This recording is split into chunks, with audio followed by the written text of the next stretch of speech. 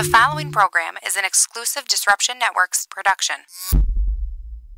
So you just bought your dream home, and now it's time to move. Let's face it, nobody likes to move. All the packing, unpacking, lifting, upstairs, downstairs, and broking everything, including your back. Let the professionals at EJA Moving Company take all the stress and pain out of your move. Competitively priced moving, relocation services, office moves, and complete packing and unpacking services. They work with everybody to make it simple and easy for you to move and relocate. Call EJA Moving Company at 315-335-0516. When it's time to relocate, have EJA Moving do all the work for you. Hit them up online, ejamoving.com. Hey, Disruption Network. This is Mike Sacco, the general manager at NYE Volkswagen of Rome. If you don't know me by name, it's only because you have not received the best deal. There's only one reason to leave Utica, and that's to come see me in Rome and get the best deal on your next new, pre-owned, or certified VW. Mention that you heard this ad from Disruption Network and receive $250 off your next vehicle purchase. You'll know why our customers say,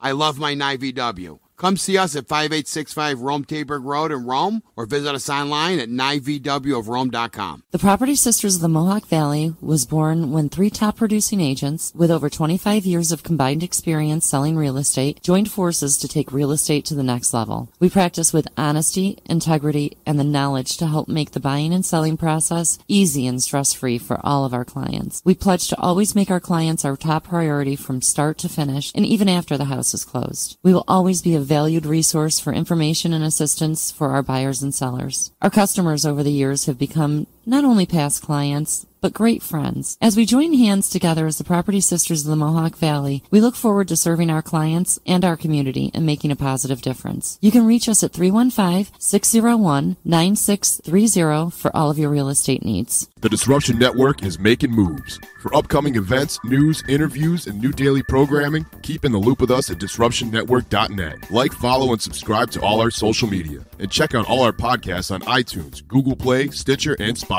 Get up on the D, DisruptionNetwork.net. Welcome to EC Radio Podcast. We would like to thank all of our sponsors for joining the Disruption team, and we hope that you will support all of our sponsors. And of course, we appreciate you listening to this program.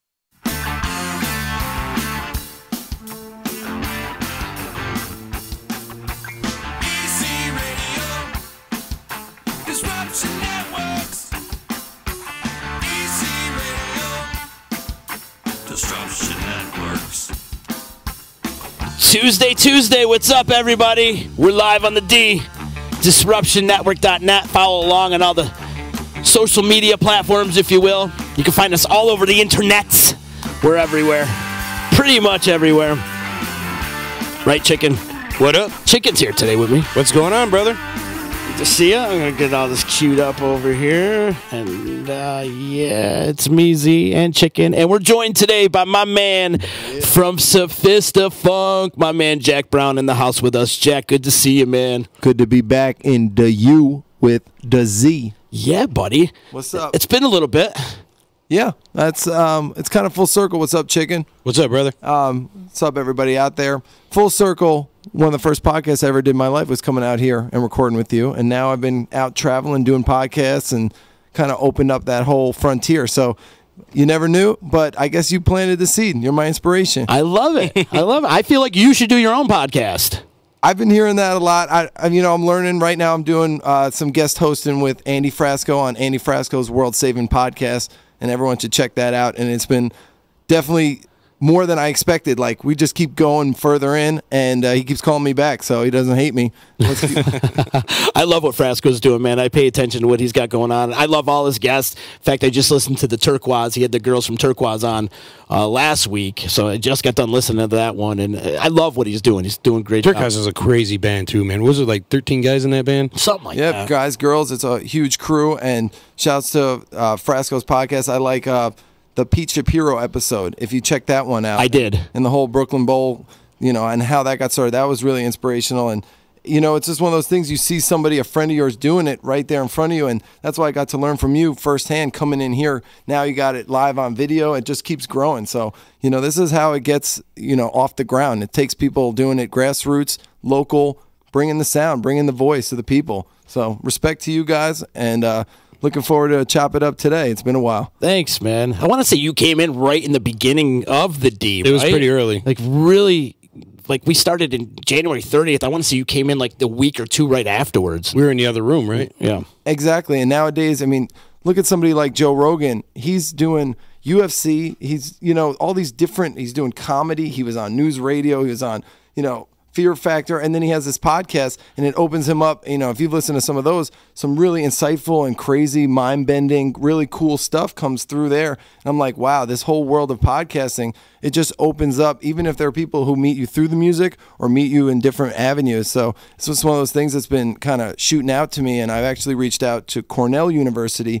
They have a hip-hop archive down there, and I would love to basically have some connections with some old-school hip-hop heads, like 90s and 80s and 90s hip-hop stars, like talking to the guys in Fushnicken. Shouts to Lennox Maturine out there, and hitting up KRS-One, and my buddy Craig Doodlebug from Diggable Planets. And I just thinking it would be great to make an archive and interview some hip-hop legends, and then basically do it like really long format, but then edit it down, release it as a podcast, but also have, people can actually check it out and go online and listen to the full archives or keep them stored at Cornell University. So very cool. Coming soon. But in the meantime, trying to learn the ropes from the pros out here, I don't know about pros. We're swinging by the seat of our pants right now. You got them fooled. All right. You got them fooled.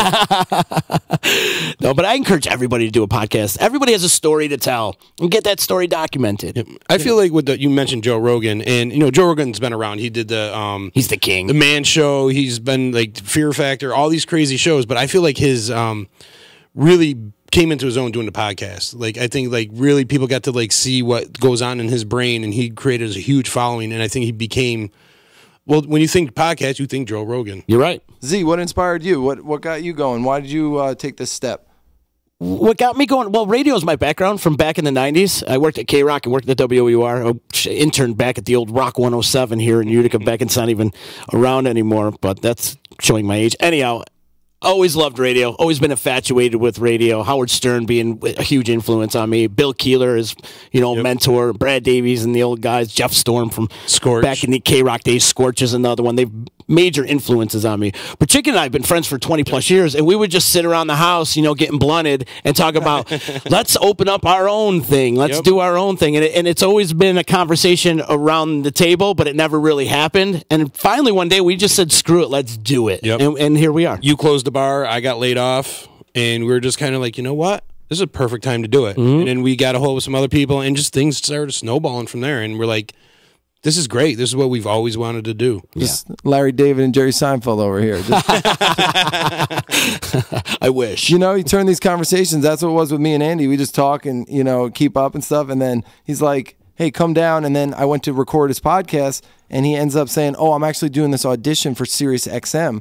And I'm going to bring you in. You'll be my comedic writer. And we started doing these skits where it was basically conversations in a van, like you're on tour, and it's all the crazy hijinks that happens, and he's just playing his mixtape, which is Sirius XM. So basically, it's like this cool kind of crossover where I was the voice of a bus driver named Gonzo who was like tripping off of I got dosed by something I found, and he's like, oh, my bus driver. And you can use that kind of comedic place to go in some cool avenues and open up some really cool connections between music. And all of a sudden they hit him back. So it looks like that's going well too, and hopefully I can help him out with that. And just one of those things that I'm just watching it kind of happen. I've always say go with the flow. You got to be assertive within it, but go with where your passion is taking you. Yep, right. And this is just opening up. I mean, we'd be sitting and chopping it up. Even when I got here, I'm like, man, might as well just start it rolling so we could get this conversation rolling, because everything we'd say, might as well just get the conversation open up to everybody and utilize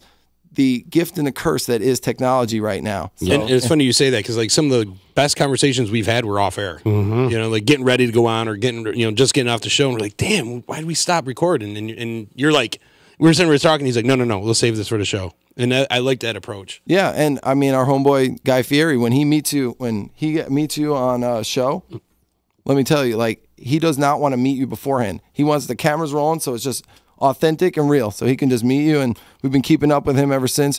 and they actually just on Thanksgiving did a big feed for a bunch of refugees from the fires out in Chico. They made 15,000 meals of turkeys. Oh, that's awesome. And they fed 7,500 people and had this big time thing. So shouts to Guy Fieri out there. And yeah, we're going to be going and rocking his birthday party and flying out there soon. So yeah, it's just one of those things, go with the flow. We never thought that would be part of the story, but you never know what door it opens up next. Every time we play one of his parties, you meet somebody else, and it could be, you know, NFL player, celebrity, or somebody who books shows, or somebody who has a private party. We've brought us out to Missouri, you know, Nebraska. You never know what's going to happen next. Wisconsin. So that's why I say to everybody out there, just, you know, if you don't make the shots you don't take, so you got to try, and that luck will come with trying these new things, and it'll open up new avenues or new dimensions of synchronicity that you wouldn't be accessing if you didn't try. And just to be assertive, go with the flow, but don't be afraid to kind of like push some of those doors open, because they might open for you where they didn't open for somebody else. Right. You can't score unless you shoot. I used to tell my players, you know, they didn't want to play special teams. I'm like, the more you get on the field, the more you can show what you got. And that's the thing, is you got to get in the game. Yeah, you just got to get it. Keep working at it, man. And I've always had a problem with that, because I want to perfect everything before I show everybody, and I want to work on it. And like, you know, Are you OCD? No, but it was funny. We just had a conversation with my dad about it, because we never thought of him as OCD, but it turns out he's got all these little things about like what degrees on his, you know, and what meal he ate before his baseball games, and what the temperature's got to be set at. It's got to be Well, that's even superstitious, numbers. though, Yeah, right? and then I was like, well, I don't know if that's OCD. That's like superstitious. So we actually just had this conversation at Thanksgiving, and you know, I've never really had like with the numerical numbers in OCD, but I'm definitely an overanalyzer and thinker. You know what I mean? I'm an only child, so I'd have these times where I'm out with friends, but always had those times back creating, writing. You know, that's where the music kind of comes from, is these long drives when you're writing and coming up with some idea. So I definitely overanalyze, over-edit, always afraid to bring it out. And then meanwhile, my favorite artists, I'm always trying to look back at their earliest work and see how they got there. You know, how was Dali before he was a surrealist? What was his first, you know, to follow somebody's trail. So I always have to keep reminding myself, don't be afraid to grow up on the record and actually show through time, you know, one at a time. Here, this is me, this is where I was, this is where I'm headed. And that, you know, goes from musically, and now I'm starting to understand even beyond that, just as a, you know, as a person in this world right now who can speak out and has a platform. You know, I'm always trying to not take for granted being on stage and what I say to people, because you're a voice. You know, there's more responsibility than ever, and you can help. You know, and I look at music as one of those last few places right now that is an open ground for people of all backgrounds, of all ideological, you know, situations, that, you know, just everything. We have this kind of open forum through love, through sharing music, through this collective activity, which is so positive and so rewarding and healing. I mean, if you look deeper into it, even just the vibrations of sound and everything, what we're learning more as science and spirituality and technology start to push together, we're starting to figure out things that have been here for thousands of years when it comes to this and what's actually going on. And I say, you know, any way you boil it down, music is healing. And I don't take that for granted. I think there's a lot of junk food music out there, empty calories. You know what I mean? Good description. Like, I like that. It's and some of it makes you feel worse afterwards. You know what I mean? And there's home cooked meals. There's music that I listen to that energizes me and connects me with the world and the universe. And I love music. I love the way it's being pushed in all ways with producers. I mean, I got started in production. I have no fear of DJs or anything pre-programmed, but I always feel that this aspect of live music can and will not be shaken. It will always be there throughout. It will stay with it, because we love the live soul, the live emotion, the raw emotion of doing it right there in the room, and the energy, and bringing some lyrics to it that match that experience. You can go to the greatest DJ show, you know, or instrumental shows with the biggest sound, but if you can have some lyrics too that are bringing it with that sound that can elevate you and take you to that place, those are the great music experiences that I remember, that I'm trying to recreate. I mean, we grew up in a great time. We saw the 90s, man. We lived it. You know, not just seen it. Yeah. I lived it. Don't remember a lot I'm of it. still in the 90s. It was a revolution, you know, of sound. It was It was saying, our 60s. You know, and it was saying, this rebellious, conscious hip hop was coming out, and you had Sublime and Rage Against the Machine and Red Hot Chili Peppers and the grunge movement breaking the rules of pop and pop music and what that box was, and breaking it open and blending styles. You were seeing hip hop with live bands back then. You know what I mean? That's where the seeds. Anthrax and you know.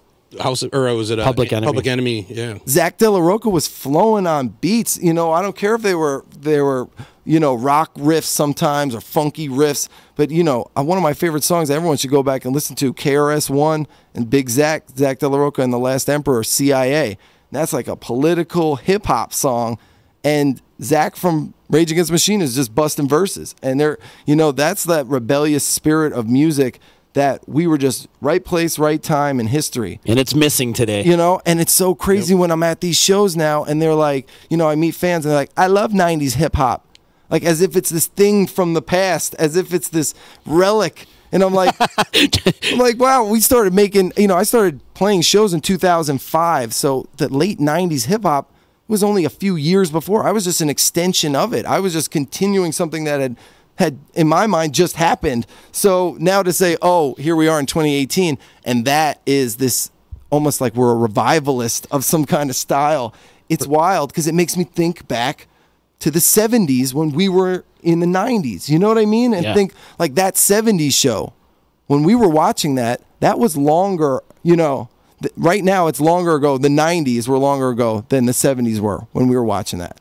So it's just crazy to think about, and now we have kind of our hands on the controls of culture in certain ways. You know, I'm looking at it happen. I'm saying let's make the most of that opportunity, and let's bring that rebellious spirit of music to the current age of music. It's all cycles too, especially with music. There's peaks and valleys when it comes to music. And now that you say the 90s, is it coming back? Is 90s hip hop making a comeback again? I always feel like it's always been there. But like 90s hip hop, you had gangster hip hop, you know, like NWA, different subgenres and stuff like that. But then you also had like that artsy hip hop, like, you know, Tribe Called Quest, Diggable Planets, De La Soul, you know, Arrested Development. Yeah, we just played with them, and that's what I'm kind of talking about. It's like if things do come in cycles, then we are so queued up right now energetically as a music mainstream for this kind of backlash. You know, we're set up for something because the more glammed out it gets. Like, I was watching the Thanksgiving parade and watching them bring these pop stars out on their floats, and they'd play their track and they'd move them on, and I'm thinking like, what a ripe ground right now for people to come shake it all up, you know? And that's, you know, I always try to look at those as opportunities. And again, I come back to music as this really incredible place right now with culture where people love and need music, and they always have. So as big as the whole monolith gets and this whole structure and all the production and all of it, deep down, there's such a need for music that it's still this one of the last few avenues you can get directly to people, directly into their house, into their ears, into their heart, you know? And I don't think of it like, oh, there's music with a message and music without. All music has a message, whatever that is. And I think there are some people who are aware of it, some people who want to create what music gets them to a certain zone or a certain place. But, you know, I just think right now, like more than ever, here's an opportunity. And that's the way I try to like look at things that you would say, oh my God, it looks so bleak. I try to look at those same situations as, okay, where's my angle in? Where can we access this? What can we do right here, right now? Well, I think it's like there's a great opportunity right now because some of the music, rock, hip hop, it's all kind of gotten bland. And it's waiting for somebody to come and shake it up a little bit. And we kind of seen that like in the late 80s. You know, you bring up the 90s, late 80s. Remember the music was all like hairband? Well, that's what the 90s were, and the 90s a rejection like, of. You know what I mean? It was like it's setting us up for the spike, you know? Like it's the crossover. You know, I was playing basketball earlier today, and I love to play basketball when I don't have a show. That's what I've learned. It's a good replacement. If I sat around, you know, because when we're out touring every night, you're in the rhythm. You know, you're playing every night. And you feel good. But when you are playing, you know, come home in the summertime, you say you're playing some big festivals over the weekend, but you're home for the week.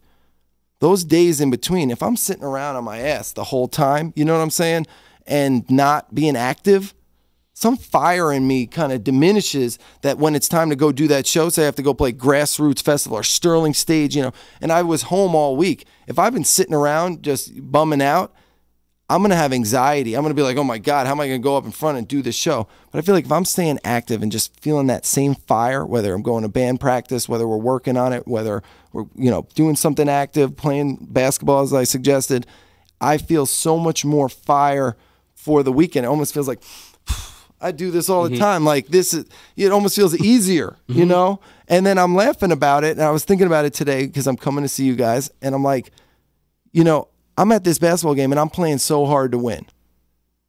But in the end, it's not about the score or anything. That score doesn't exist to anyone anywhere. But it's almost like I need the score to think that I'm playing for win.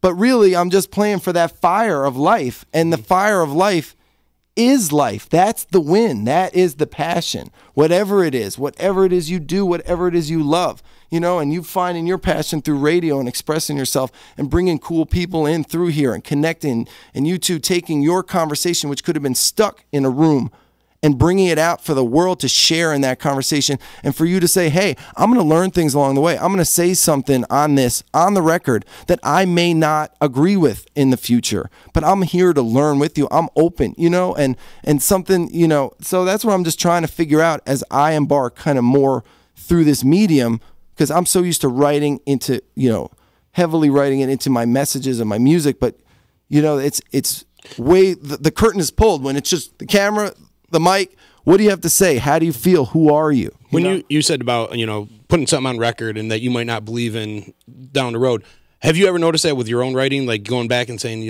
where was I at this time when I wrote this? I think that was one of my biggest fears when I was talking earlier about having anxieties about editing, is that I never wanted to write something that I would think about saying that. So I'd always try to write things in these really grand ways, though, that in 500 years or 1,000 years somebody could go back and read this and say, well, okay, this finite human who was had something, at least he was on the right track, just something that was trying to speak beyond my years. But I think if you do that too much, you can lose an audience, you can lose that connection. So you can't just do that, so as in the end I almost had to bounce it and bring it back and be more real and more present in certain ways, and then you kind of open yourself up to that. So yeah, I'm always going back, but I try to write in a way that I can stand on these songs and keep traveling, because I look at a lot of these pop acts who say a lot of this heinous stuff that may work temporarily.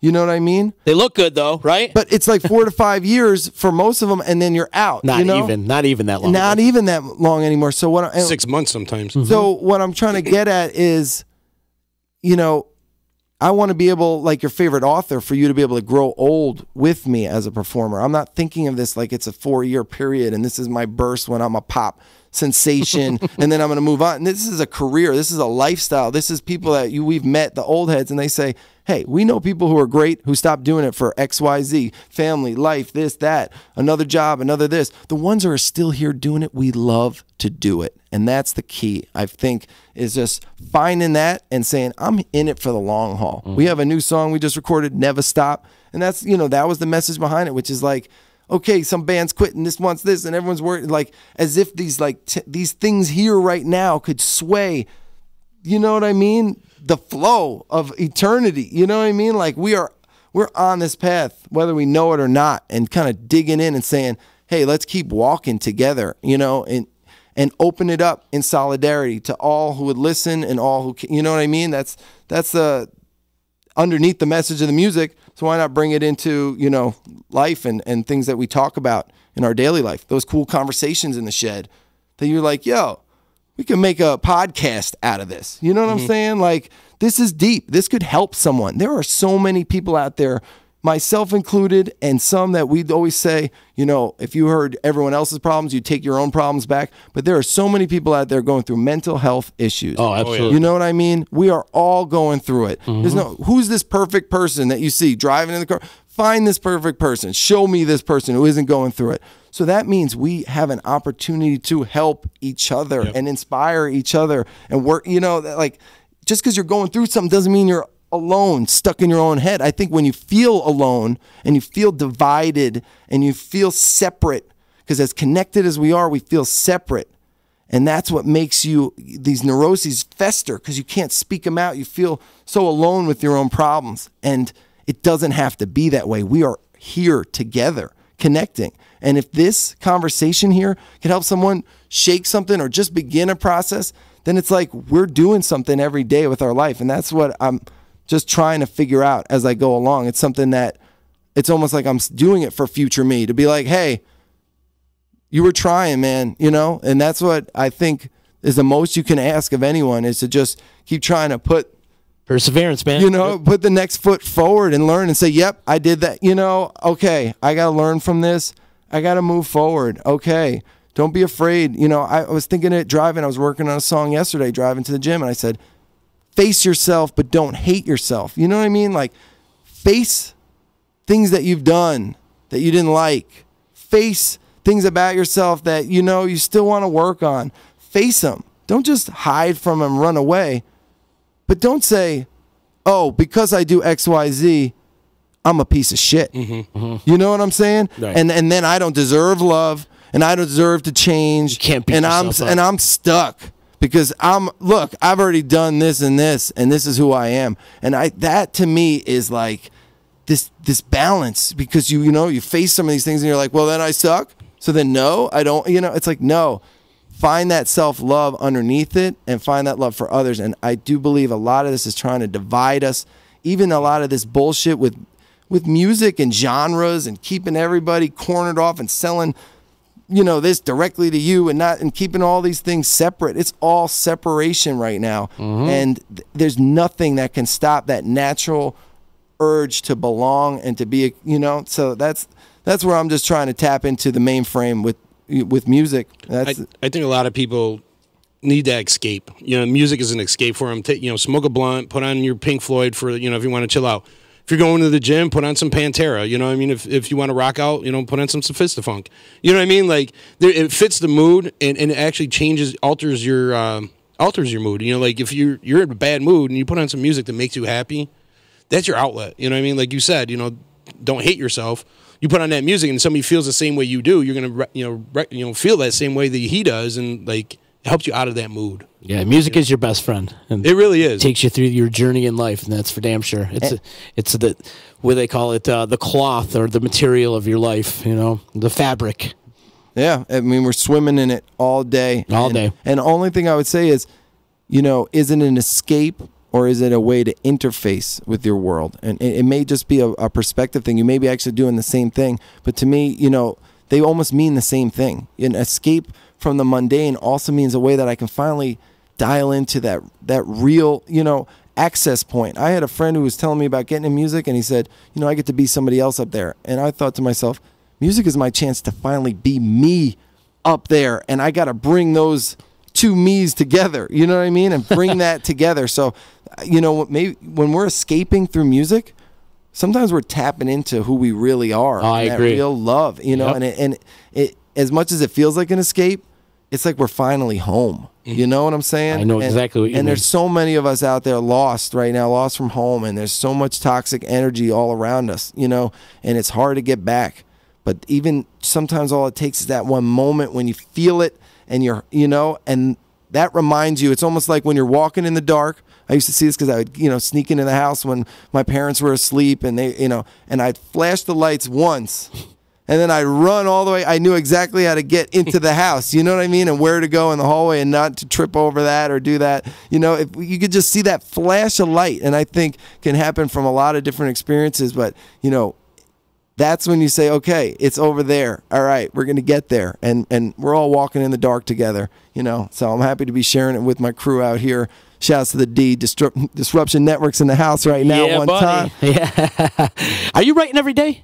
Yeah, I'm always actively working on little things, some that will last 4 years. I mean, the song Translucent was an idea that was super translucent, trance-inducing musical solution to mass pollution. It was this phrase that I was just kept adding on. People walk around looking mad confused until we come through and start blasting music.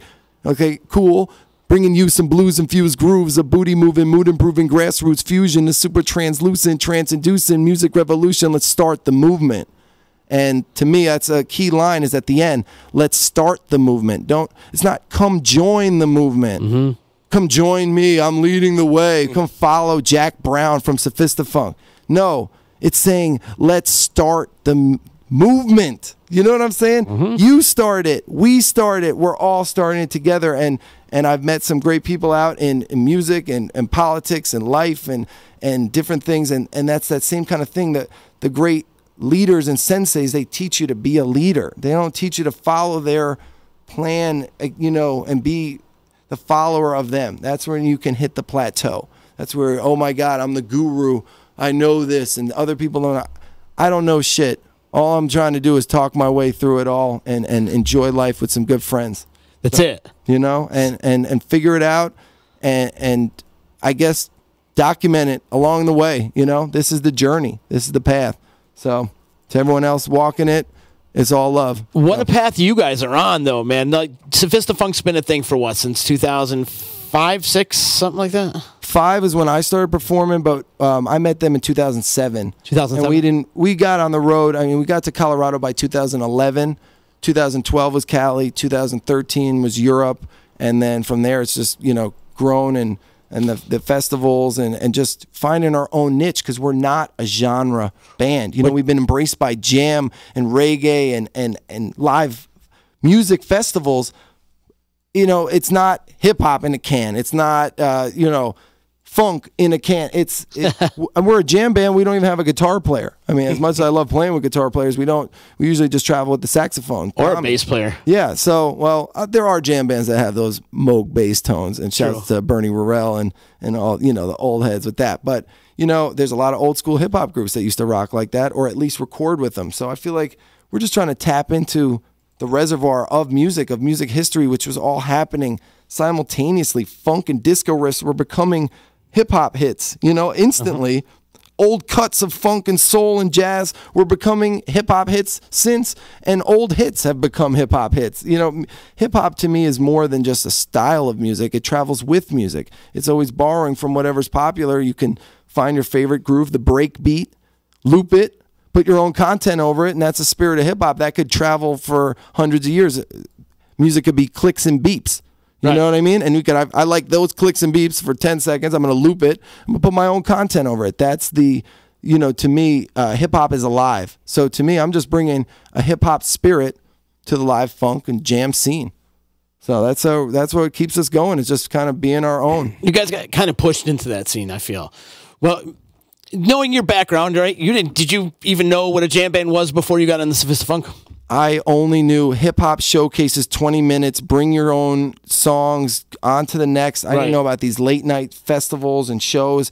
I mean, and what about E? Was he involved with the jam scene before he got into Sophistafunk? E was hanging with Jesse Collins, and they were kind of blending with Sam Kinninger, who I know used to be coming out and rocking with you guys. Great friend of mine. And so there was some, web that had brought E at least to Adam and to Funk and Waffles. And for me, it was, through hip hop and through Syracuse University, meeting a live funk band who knew Adam and would put on these live shows that brought me into it. But I really give the most credit to Ithaca, because that was where we played our first road gig. And now you have this full audience of people rocking out to your music that have never heard of you and don't know you. And I had never experienced that. I had graduated college, and it was shocking to me. So that was kind of like, oh, we could do this. And to me, I always say Ithaca is like a focus group. 50 people in Ithaca, if you can rock them, you can rock a 10,000 person festival. And I think that's what opened up the first festival, Muse Fest. Meaning it's hard to get over in Ithaca? Meaning that any random 50 people that you could pull in from Ithaca to your room are a nice representative group of what would be at a 10,000 person festival. I gotcha. And if you can rock that 50, almost like a tastemaker, you know what I'm saying? Like, if you could rock those 50 people who were just randomly kind of pulled in from Ithaca, then you could go play, ironically enough, Grassroots Festival 15 minutes down the road with 20,000 people and probably do a very good job. There's a connection there that we didn't know, that we stumbled into, that was like a Narnia of live music where you could talk about, underground hip hop has always had a place in live music scenes and live music circles. Indeed. And Jurassic 5 would come through and rock festivals. And it's Granola Funk and Michael Franti. And I mean, the list goes on and on and on with that. So there's always been this space kind of reserved in the live festival for an MC if they are bringing it on that, I don't want to say conscious tip because that seems to put it in a box, but you know what I'm saying, that just, experimental hip hop, whatever you want to call it, alternative hip hop, underground hip hop, looking, what we knew as underground hip hop back in the day, but conscious lyrics. And I think there's a space for that. And we didn't know it. We didn't know what we were stumbling into. And I feel like we're just helping it along and, inspiring younger acts who see us blending hip hop, which may not be like the hip hop they see on the radio or see on, that they know of as hip hop, and say, oh, so we're now the bridge to the Arrested Developments and the Diggable Planets, and even some of the early, late 90s, early 2000s underground acts who utilize the internet to bring music right to you, which could never be done before. And if that didn't exist, there wouldn't be a Sophistafunk. We couldn't be this independent organization. We couldn't run our own band and our own, so I look, and that's like Atmosphere and the whole, Rhyme Sayers and that whole crew, which whenever they're coming through town, I'm always making sure I check it out, because that was one of the few acts that said, you can do this, to me, when I heard it. So you mentioned Sterling stages, and Mike Johnson, Mojo, was checking in and saying, remember we saw these dudes tucked away in a side stage in the woods at Sterling. He goes, blew me away. And I find that kind of funny because Mojo is a metalhead. You know what I mean? He's, exactly big into his Iron Maiden and Judas Priest. And to have a band who has hip-hop roots and you blew him away, just shows that you can actually appeal to an older audience that was like an old dog with new tricks. You calling him old? Well, I'm just saying, like that show changed my life. That's also the day I met Z. That was the first day we met. So that's a shout out right there. And that's what I'm talking about. Because when you hear Give Me Some Space, or you hear Rage Against the Machine back in the day, that's hip hop, that's funk, that's hard rock, that's that bounce, that groove. It is universal. You putting a name on it or calling it a genre is you trying to chase or draw a line around something that doesn't exist. You might think it's like you thought you saw it and you try to catch it, but you know what I mean? You look in your hands and what is that? And that's what I want to be in music. It's not the business way. It's not the quick get rich quick style. But exactly, I'm going to meet Mike. I'm going to meet Z. I'm going to meet people all along the way, different backgrounds, different styles, and we're going to create a community that is a vibe. You know what I'm saying? So that to me is my advice to young bands getting in it. Be unforgettable. Don't just get in line to be like a certain sound or to recreate something because you want that fame, because the people you're worshiping a lot of times are going through it just as much or worse than you. True story. And they're not perfect, and they're not living this dream. And if you're going to chase it, you could end there. For every one of them, there's a pyramid full of a million people who died trying. You know what I'm saying? And it's a cold business when it comes to that. Oh, indeed. Don't make it cold. Open up, connect, jam out with other bands. Bring them up on your stage. You go up on their stage, meet their fans, rock out. Trade gigs. Yep. Build. Because what? You're going to go into their city and not call them? Right. Then you're going to be the great band that's miserable, sitting in the green room on your phone, sad, you know what I mean? Or you're going to be hanging out with your community that you're going to play music for. Do you want to hang out with them or not? You know what I'm saying? And people like Andy Frasco inspire me with that, because they're out on the road doing it and hanging out and going to these spots. And, there's so many cities. Like, I always remember going to Chicago or Grand Rapids as a great example. You go to Chicago, it's a huge city. There's a million things going on. You got to bring your friends in. You're not going to catch a lot of side people or people who are just happen to be there. It's a tough kind of market to build yourself in. Mm-hmm. You go to a place like Grand Rapids, 2 hours away, you play the big brewery in town, or you play one of the good music spots. The people who like live music, you team up with one band, all of a sudden they know you. They're going to bring you back, and they're going to see you on that calendar, and they're going to fill it up quick, and you can go to these places. I think that's the secret to Sophistafunk the whole time, was that we were out there on the road going and doing it and bringing people in the Upper Peninsula of Michigan, some funk, you know what I mean? Going to state of Jefferson, Northern California, Southern Oregon, out in these spots and planting our roots. That all of a sudden those people, they're all up hanging, trimming or whatever. They go back to their home states, go back to Asheville, go to Austin, go to Seattle, go to Portland, go to Colorado, and then all of a sudden we have a presence in this almost like a circulatory system, this pulse, this nervous system of music across, New Orleans being as like one of the beating hearts of this, organism, this thing bigger than us. I just want to contribute to that, And you do. And I feel like you guys are doing that by giving independent artists a platform to speak and to be heard and to be, I'm not going to be on your TV unless you're watching Diners, Drive-Ins, and Dives. Probably not going to be on your TV tonight. But at the same time, here's a way that we can connect and build a movement, so. Yeah, hey, I don't know what to expect, what's coming next, but we got an announcement about what's coming next. Well, yes, we do. And in fact, that is a very good segue, as a matter of fact. Jack Brown in the house, his band, Sophistafunk, will be all a part of our 2-year anniversary party, the D's 2-year anniversary party. Where's the bell? They took the bell away. Where's the bell? I don't know. We lost the bell. Somebody stole the bell. Anyways, the 2-year anniversary party, the Disruption Network party. Can't believe we've been doing this for like 2 years. Man. But it's happening February 9th, and we're doing it over at Wakely's with our special guest, Sophistafunk, which is the old EC, by the way. Yeah. That's the spirit. And then that was the first day we met. You said, I got to bring you out to the EC, and now here we are coming full circle. Like 13 years later. So, or however many years later. Yeah, February 9th. That's what's up. We're gonna Feb 9. I'm excited. We're gonna have some food. We're gonna have giveaways. Our sponsors are gonna be in the house. We got a lot of things going on. Call a roofing company because it's gonna be blown off. we're gonna crush it. Also got to mention Ease Beats and Bizz, who will be on tonight. Our Tuesday night hip hop show on the D will be there DJing in between sets and beforehand, and we're gonna have food and giveaway. I'm so excited that we're gonna be celebrating our MVD awards. We're gonna bring back the MVD awards. Definitely bring out the MVD awards and Sophistafunk's playing, man. Sophistafunk. Even if you don't like us, you got to come see these guys. Well, to all the listeners out there, I don't know why you let these guys do this for 2 years. I'm putting all the blame on you out there, but I think it was actually good for all of us. So we appreciate it, and we appreciate what you two do. So one time for Z and Chicken, and come party with them, and we're going to have some fun February 9th. So come check it out. And we got to give love for Todd, the wizard, and behind the screen here. Yeah, Todd, for sure. Todd Williams, our other partner here at the D. He's the master behind all the controls, and he's the man for sure.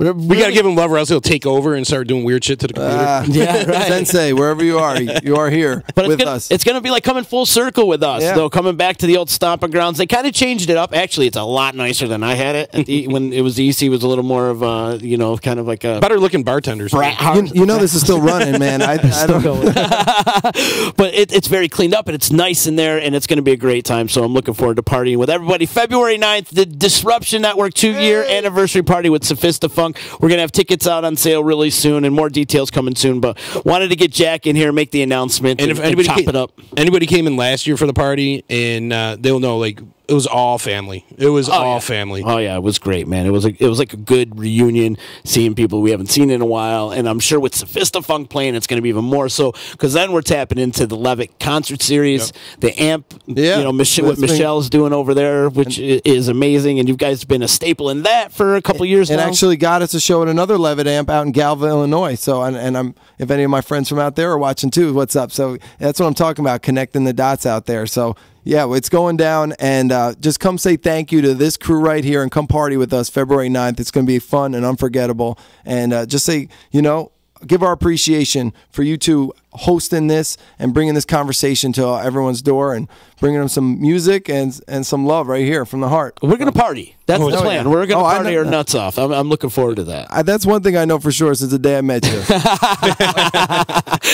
You brought up the first day that we met, and I kind of remember, but I know where I was mentally that night. And Johnson, let's just say Johnson had to babysit me that night. Oh, nice. Good babysitter, though. He was. Good babysitter. The best. Unless there's a pretty girl around, then you're done. Then I'm gone.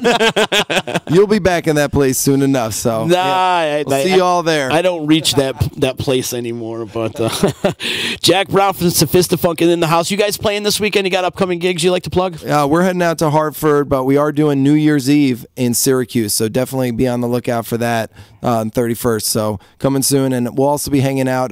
Funk and Waffles is having their 4-year anniversary, so you can come check them out too. So I can't believe Funk and Waffles downtown already 4 years. Even while I'm saying it, I'm like, whoa, because you guys remember the original Funk and Waffles. Oh, yeah. So Funk and Waffles downtown, 4-year anniversary. They're having shows the 6th, 7th, and 8th. We'll come out there and party. So it's going to be fun. But yeah, other than that, just be on the lookout for Sophistafunk. We got some new music coming out soon. And most importantly, let's party. Let's see you on the February 9th show. And if you want to come out and see us, there's some guest lit spots for you guys. So come on out. Buddy. New Year's Eve. I got to tell you, man.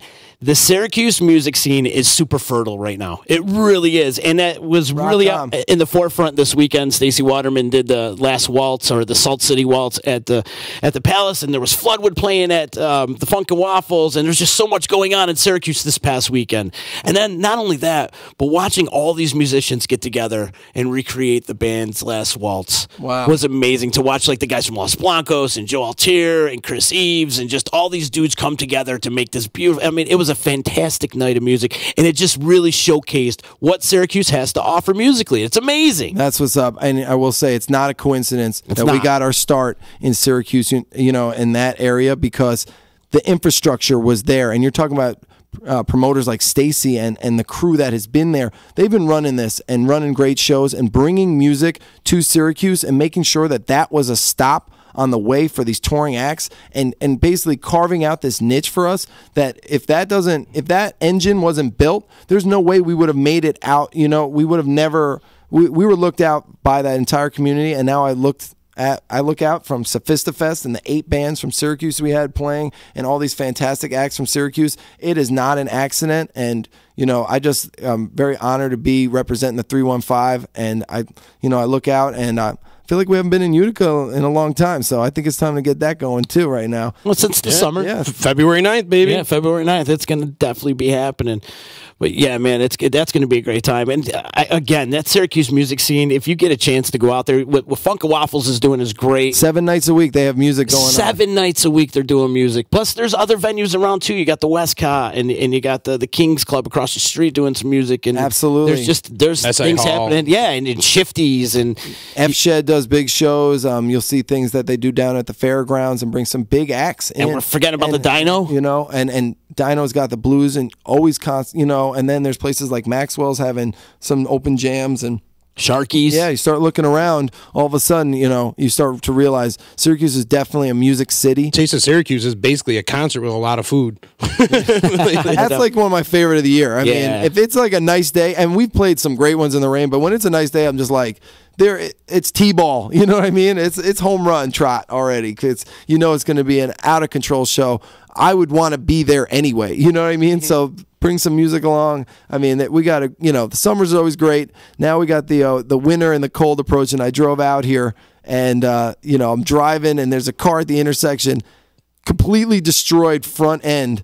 And it looked like a zombie coming at me. I'm like, this guy does not care whether he hits me or not. I'm just going to stop, let this guy go. And so everyone be safe out there on the roads. I'll be driving back to Syracuse today. And just much love to everyone out there listening. And to these guys right here, Z and Chicken. Appreciate you too. Dude, I can't believe, I told him today, I'm like, listen, it's kind of shitty today, man. If you don't want to come, we can reschedule. I think he's coming from Syracuse. And I appreciate you taking the time out to come all the way down here in the shitty weather. And it cracks me up. He goes, man, I drive through Montana in the middle of January on tour. This is nothing. This is nothing. And people complain so much that, oh my God, it's snowing. It's like the town shuts down and all this stuff. Everybody gets so freaking worked up over an inch or two of snow. I'll tell you what, some of the best times I've had in bars is when it's like completely shitty out and it's like snowing like crazy and everybody's in the bar, having a great time, and like, you know, you're not going anywhere. Just have a good time, drink some beers, and party. That's how it is up in Saranac Lake and Lake Placid. And we were driving up there 2 weeks ago, got stuck in Old Forge on some ice on a hill, had to get towed over the hill and all this, and we kept rolling. So you definitely be safe out there, but you know, it is one of those things that the music can't be stopped, you know. Right. Old Forge is a nice, fun little town too, man. You go out to some of the bars in Old Forge and you find some great music playing around just in that small little town. Have you played Old Forge at all? Never played Old Forge. I've hung out up there, but you know, it's one of those things that there's things about the Adirondacks that remind me of like Colorado when you go out to those mountain towns and people are there to party the whole night. They want music till 3 a.m. and there's just something really special about the vibe. Such a great vibe. I think it got us ready to play shows in Colorado, and that kind of, because the spirit out there is real strong with that, you know, and bringing music and playing late, playing 2-3 sets, going the distance. You know, that's what got our chops up, that we were playing these late shows that got us ready to play up, you know, in places like Sterling and do those late night shows and keep, you know, I love it. You know, hip hop shows, 20 minutes. Let's give me 3 hours, you know, let's go there.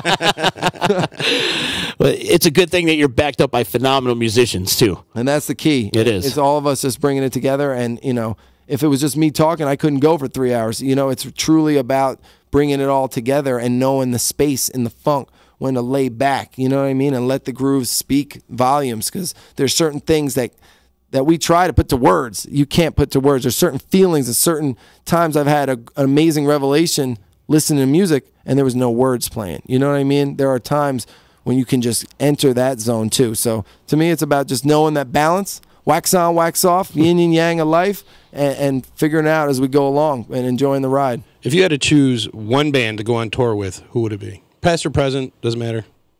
Ooh. I mean, if it was like 96 Outkast or something, that would be something incredible. Rage Against the Machine comes to mind. Probably be a good idea to tour with the Beatles. I think that would open us up to a few audiences, considering that they literally invented stadium touring, and I've just learned so much from that. The way they evolved, and some of the earlier Beatles is more of like my dad's style, and some of the later Beatles is more my mom's style. And I had vinyl records in the basement, just crushing these and listen. I mean, what we call genres, alternative rock and soft rock and hard rock and emo and heavy metal, and it's called the White Album. It's 20, you know what I mean? All these genres were all on one album. You know what I'm saying? And to look back and follow the trees and the branches and who, the rock and roll bands that the Beatles were emulating. They were a cover band in the late 50s, playing in Germany, playing American songs, 99% of their sets. I mean, studying where music and rhythm and blues and soul and bebop and jazz and New Orleans. And I mean, I love history. I love world, kind of stuff. But music history is such a perfect analogy for all of it. And you can trace a lot. I mean, back to 1890 in New Orleans, there was a club called the Funky Butt. And that's where people danced to ass music. Ass music. Ass music. And I make that. Is that an acronym, ass music? Ass music is what it was called. And that was a little too racy for the time. So jazz is what they called it. And even jazz was too much it was too close to ass still. So then they changed the SS to ZZ. ZZ. And ass music, the swing, the offbeat, not coming on the dun dun dun dun dun dun dun, but dun dun dun dun dun dun dun dun, the swing, which is you can follow through everything from the womp and dubstep to the offbeat, the chuck in reggae, to the in disco music where the open hi-hat is, the swing, the pop, the bubble. It's in rock and roll. It's in bluegrass, it's in, it's everywhere. That offbeat chuck is the birth of jazz because it makes you move and it puts that offbeat on it, and then all of a sudden you can solo in between those lines and embellish, and it's truly the American art form that came from the mixture of people, from people coming together. And that's what I'm always just trying to bring back, is let's bring these genres together and use that as an analogy to bring people together right here, right now. We need it more than ever. And I hope even if there's just one person out there who listens to this and gets that and it motivates them, then it's a win today. You motivated me today. Yeah, right? I'm about to go listen to some music. I'm about to go play some music. That's what, I got no talent. Let's try to win every day. Let's just get a little something along the way, and take that chance to drive out here to do that. I could have said, yeah, you know what, man, I'm not doing it, or I won't come, and just those little things in life. And seriously, so I appreciate you guys taking this step to show me a window into what it takes to have a podcast and to really do this and to look around and watch how you guys have grown and changed the studio and built, and now you got so much more going on. It's inspiring to me, so I just want to give that love right back, and looking forward to come again. Maybe I'll come sometime in February before the show or something, or after. Can we bring the boys in? Let's bring the whole crew in. I want E-Man in here too. And I also told you I'd bring your boy Andy Frasco too, so I'll get him in here. And that will be some fun too. That'll be some hijinks. People definitely want to tune in and watch that one. That's not a listen only kind of podcast. Right, exactly. And let me give a plug to Frasco too. Andy Frasco's World Saving Podcast with Yeti. It's incredible. I love what he's doing. He's got a lot of energy. He's tapping into a lot of the jam band worlds. He's had Carl Denson on, like you said. He had Peter Shapiro on. They do some String Cheese. Mike Ganser from Aqueous. I've listened to all of them. The Turquoise Girls. He's really doing it, and he's doing it at a high level. And so big ups to Andy Frasco for out there kicking ass. I know his numbers are huge too on like Apple Podcasts. He's it's killing like it. top 25 at certain times, and you know, most importantly, you'll hear a lot of voices, a lot of comedic sketches going on, and sometimes you might hear your boy on there too. 'Cause I send him a lot of fun stuff and help him write a lot of the comedy that goes behind it, and you know, it's just one of those things that we just grew naturally as friends. We did, you know, you didn't expect it. Oh, we're gonna go work. We're gonna do this or create that. Nope, it just happens naturally on its own, and see where it goes next. So looking forward to the next chapter. 2-year anniversary coming up. February 9th. Yeah, buddy. So Feb 9, make sure you mark that on your calendars. It's going to be happening at Wakely's, the 2-year anniversary party with Sophistafunk. He made it Super 2 pumped. years. I know. Well, almost. I know. We're almost there. And we yeah, you didn't make it there yet. Let's celebrate when you get there. like Chicken mentioned earlier, last year we had our boy Joe Driscoll play at our 1-year anniversary party. So we went from Joe Driscoll. See, we're tapping into that Syracuse fertile music scene for our anniversary party. And he's the guy who literally brought us out on our first tour over to England. I mean, when we got there, he slept on the floor so E-Man could sleep in his bed because E-Man was jet lagged from 24 hours of traveling to get out there. That's really cool. I mean, that's what, you know, and now he's in local politics and doing it on a grassroots level and really walking the walk right now. You know what I mean? And, you know, shouts to Joe Driscoll. We wouldn't have been able to create, you know, what we did in Syracuse without him, and he's still doing that for artists today. So, you know, and now he's stepping into it in a political realm also. So he was actually, he had a girl there doing a documentary on him while at our party. Kind of trying to see like going from music and politics. Yeah, it was a school project she was working on. It's pretty cool. Yeah, Joe's doing it. I love that man. I love him dearly. Here's a good story to this could be. I keep thinking we're gonna end it, so I'm always like, and that's it. Thank you guys. And good night. All right. Like I feel like his encores are, but Now I forgot what I was going to say. Stoner. Yeah, but next time you do come in, let's bring the band in or bring in one of your boys and you know, chop it up. And again, one more time, February 9th at Wakely's, our old stomping grounds, 700 Varick Street in Utica, the old EC. So come on out. It's going to be a good time. Oh, here it is. I got it. Yeah, this is a Joe Driscoll story. My short-term memory is still good. I'm still on point.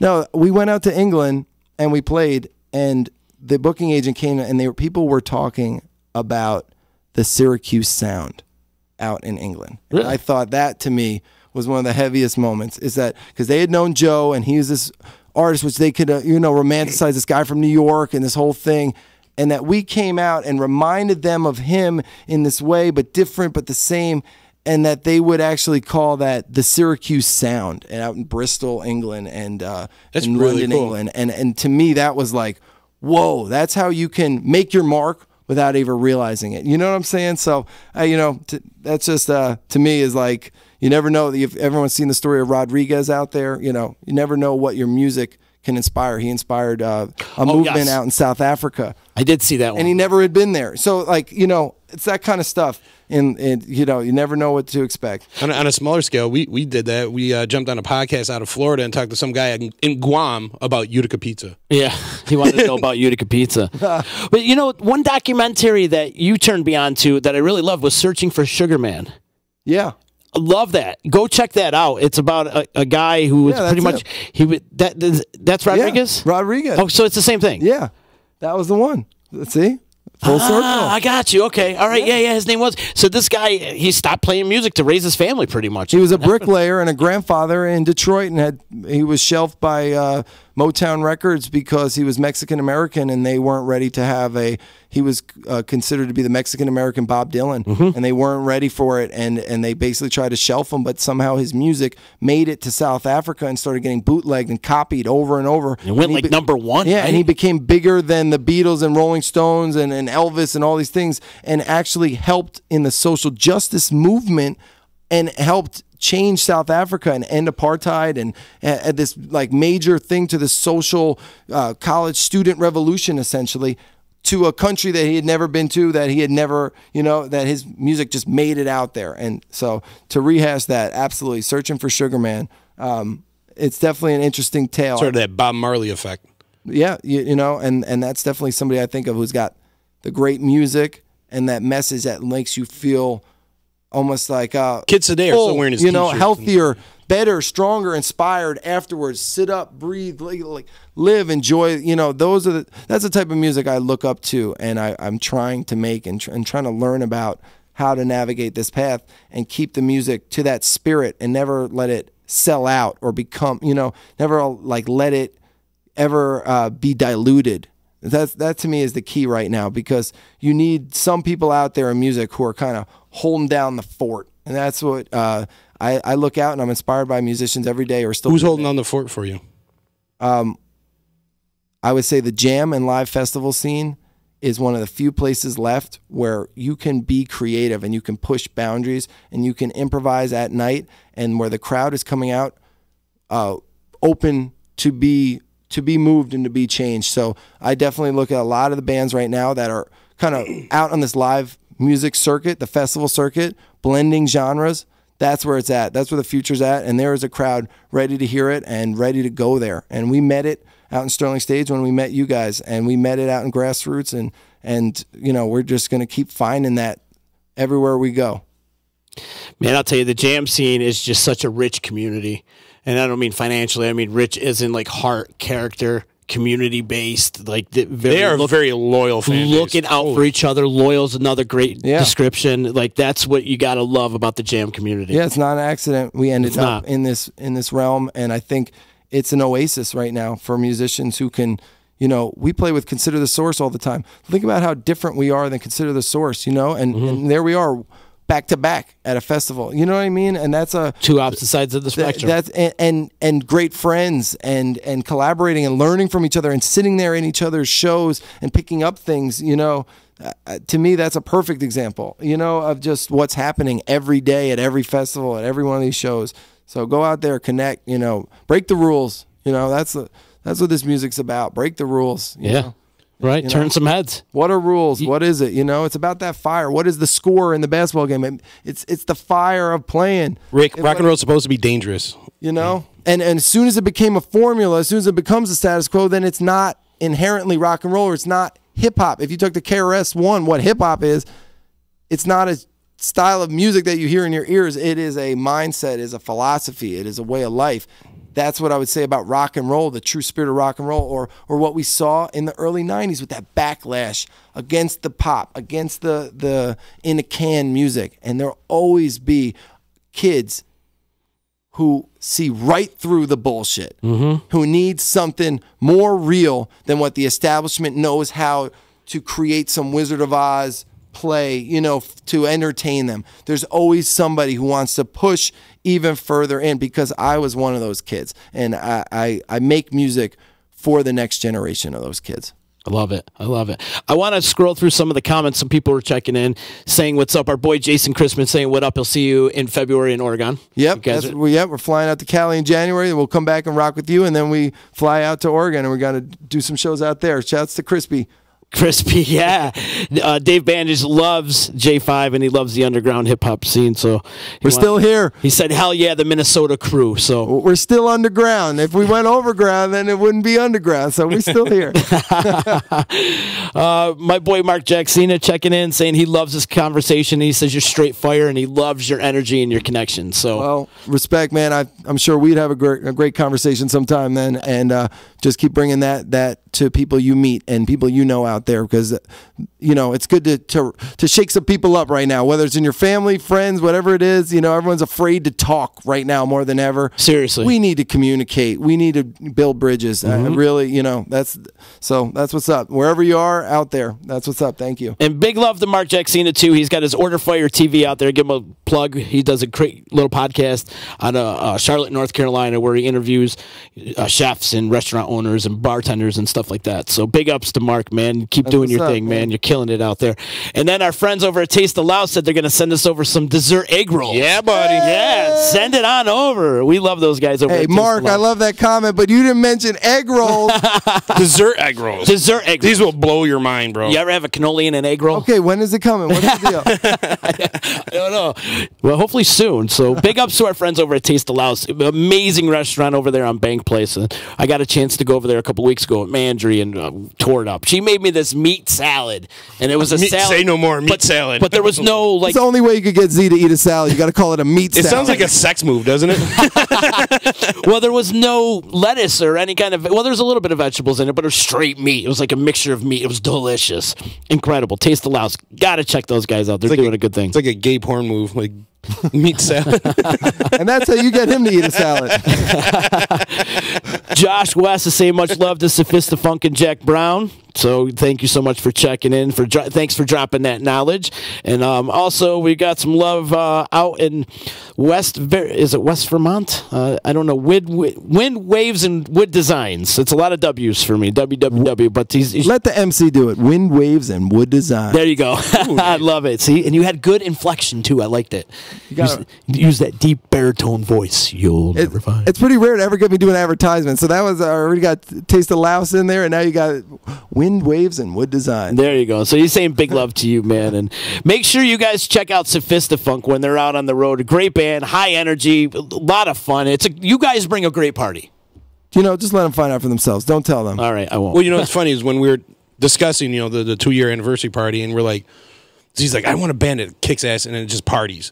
And it just instantly, boom, Sophistafunk. Well, we wanted to capitalize off of Joe Driscoll last year, create that same kind of vibe that Joe brought to our 1-year anniversary and kind of kick it up a notch, and that was you guys. And Joe brings a lot of styles together, you know, and it's funny because they call him folk when he plays out in England, which, but it's bringing all these styles. But for us, it's like, hey, let's keep it rolling, We're gonna bring everybody together. Wind Waves and Wood Design is Papa Keith West. They want us to know. We're going to have Z crowd surfing, taking some shots. It'll be fun. I haven't crowd surfed since I was, 15, 16 years old. I was always too fat to crowd surf. I was 80 pounds going to these hard rock shows at 12, 13, and they would toss me up, and you could get on the stage for a second. That was like the win. And then you look at your friends, and you got to jump off quick, because if a big guy got on stage, you get tackled by the bouncers, you're out. They could even throw you out. But if you're small enough, they know you're not going to really mess with anybody, so you have about 1 second to kind of stunt on your homies out there, and then you just jump back in. And I always try to bring that, going to these New Jersey punk rock and basement shows and rock shows. That was like something I wanted to bring to our style and to our, you see me jumping around and bringing it, so that, hey, when we're playing the party, it's not just a certain type of fan, jam band fan, hip hop fan, funk fan, rock fan. Let's go. Everybody, let's party. We played out in Buffalo. Here's one. It was an 80-person like wedding reception kind of bachelor party going on. Then there was our fans from Nightlights Music Festival who showed up. And then when the game let out, there was 80 hockey fans. Oh, so you at the Ironworks? We were at the Ironworks. Yeah. So we have 250 people in this room. And literally each one is its own self-contained kind of community.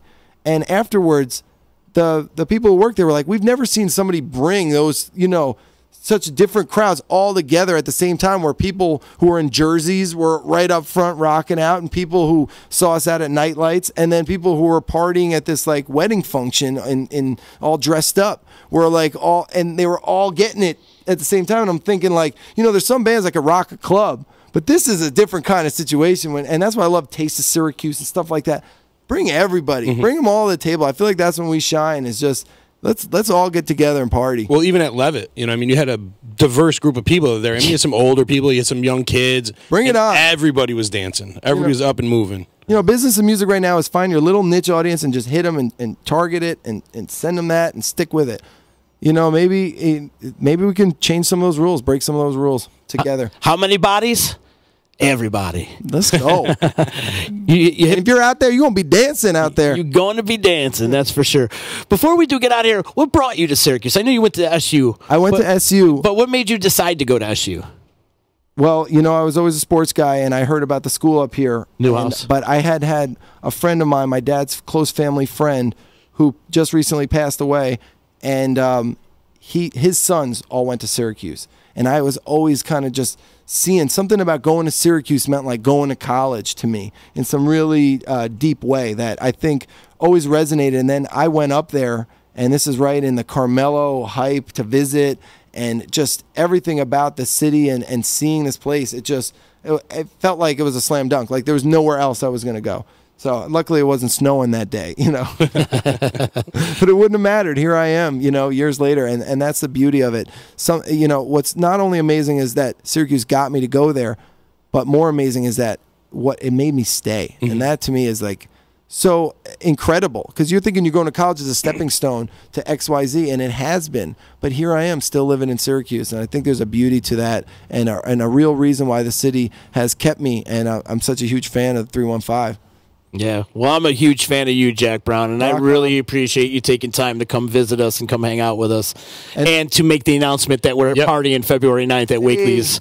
So this is something that will be up that people can still watch, even if they didn't watch it live. DisruptionNetwork.net if you want to follow along. Before we do get out of here, I do got to mention, too, this is like the last couple of days to donate to our Real Men Wear Pink Fight Against Breast Cancer page. We're going to be handing in all the money, the American Cancer Society. So Bob from the American Cancer Society told me, he's like, Z, we got a couple more days, so if you could try to get a couple more donations. So if you want to donate to our Real Men Wear Pink page, and it will help us out with our campaign for fighting against breast cancer. And I want to say we got a couple days left, so that's happening right there. So if you want to donate, you can find it over on our Facebook page. And also, we made the big announcement earlier, February 9th, the D's 2-year anniversary party. We're 2 years old, baby. 2 years old. We should wear diapers. We should. You will be by the end of the night. Yeah, I'm sure. Yeah, Depends. We're going to have Depends on. But Terrible 2 over here, Disruption. Sophistafunk is going to be providing the entertainment for us on February 9th for the 2-year anniversary party. Mark it on your calendars right now. It's the week after the Super Bowl. We're getting together at the old Stomping Grounds, at the old EC. It's called Wakely's now. Getting the gang back together, and we doing it up. I'm really excited, man. Really, really pumped up for it. Cody's excited, too. Look at him. He's going, woo. Well, that's what's up. That's what's up. I'm honored that you call us. So oh, man, of course. Lot, man. It means a lot that you guys are going to be doing it, and we're going to have a great time that night, so I'm pretty excited. It's going to be a blast. We're going to have to record it so we can remember it. Yeah. Because last year we came back that Monday and everyone's like, what the fuck just happened? I'm going to hit up my boys from NYE Volkswagen, too, and make sure they get us a car for that evening. Maybe we'll find a sober driver, too. We should. Moj. Yeah, Johnson, since you're watching. But speaking of NYE Volkswagen, we're going to be up there in a couple days doing a little thing with our boy Mike Sacco. And if you're interested in buying a brand new Volkswagen, you go up to the showroom at 5865 Taberg Road in Rome and see why all the customers love their NYE V-Dub. Mention the D, $250 off any purchase. Any vehicle purchase, you mentioned the D, say I'm friends with Z, I'm friends with Chicken. I listen to Disruption Network all the time. They're going to give you $250 off any vehicle purchase. I think that's pretty cool. Yep, absolutely. I love it. Big ups to our boy Mike Sacco. We'll be up there in a He's doing couple great days. things up there, man. He really is. Check out their inventory at NYEVDubofRome.com. So, Jack, you're interested in buying a new Volkswagen, man, let me know. I'm your guy. We could even shave off a little more of that, but we'll talk about that. What about those egg rolls? That's I'm still waiting on my egg rolls. You can't tease the man with those dessert egg rolls, that's for sure. And big ups to our friends over at EJA Moving Company, the professional movers. Call Eddie today at 315-335-0516, and he can help you move. Instead of you breaking your back, let Eddie and his boys break their backs in helping you move. They pack up all your stuff. They unpack up all your stuff. He'll even move you to Guam. If you want to move to Guam, Eddie will move you there. Well, it's warm, so you might as well. Yeah, and that's it. Like right now, it's wintertime. It's like, who the hell wants to move in the wintertime? Right. But, let them do it. It's not worth the beer and the pizza. Like, just get out there, and let them do it. Save your back. Beer and pizza. If Eddie does a good job, buy him a beer and pizza, though. Absolutely. Hit him up online, ejamoving.com. Tomorrow, Jeff Miller, JP, joining us in studio tomorrow. He wants to talk about all the vaping. The vape legalizations that are going on with his store over there. And also, he's been doing some acting in the area. Adrian Brody's been in Utica for the last week and a half. Remember you mentioned that the other day. Yeah, they're filming a movie downtown, and he's been a part of that, and JP's doing it. He's also doing a documentary on the Loomis Gang. Oh, cool. Which I'm really obsessed with that whole story. Cool. So that's going to be really cool. We're going to talk to JP about that. And then what's coming up this week? I've got a bunch of... Adeline's going to come in, too, on the show this week, and we're going to talk about Home Freak. Home Free hasn't been on the D in a while, but it's coming back, and we're going to be moving the time slot, too. So we're going to talk to Adeline about that coming up on Thursday. Just a lot of stuff going on. We got D-Line on Thursday. D-Line going on Thursday. What are you guys doing for the D-Line? Talking about... I can't believe football season's almost It's closing out. Unreal right now. I mean, we got a great... We're starting to see the separation in the teams right now. I mean, you're going to see like the Kansas Cities, the New Orleans, like really showing what a powerhouse they are, and you're starting to see those middle ground teams starting to show face. Like the Houston Oilers, Houston Texans. The 90s reference right there. Right? I know, right? Warren Moon? Warren Moon's coming back. Hayward Jeffries? Anyways, those were fun teams. So the House of Pain. Yeah. Yep. So the D-line coming in. And don't forget, tonight, our resident hip-hop show, Ease Beats and Bizz, will be here live and direct. Usually 10 after 8, they go live. So join our boys, East One and Mile and Jacoby, and they spin it up. I don't know if they got a guest tonight or not. If they don't, they're just going to sit there and break balls. So yep, that's what they do. I think Miles might drink something. Yeah, probably eat something. You could probably eat something too. But they're doing good things over at Ease Beats and Bizz, and they've got their shows that they do on the weekends, and they're doing things. We got a lot of stuff going on around the team, man. Last time I was here, I think Masucci was eating chicken nuggets. Wasn't something was going? Oh, chicken nugget contest was going on here. He ate 40 chicken nuggets in 5 minutes. Oh man! Speaking of Masucci, he was our guest last week. Was he? The D-line. Yep. Yeah. It was good to see him, man. I haven't seen him in a little while, and it was good to have cut it up with him. He was talking about.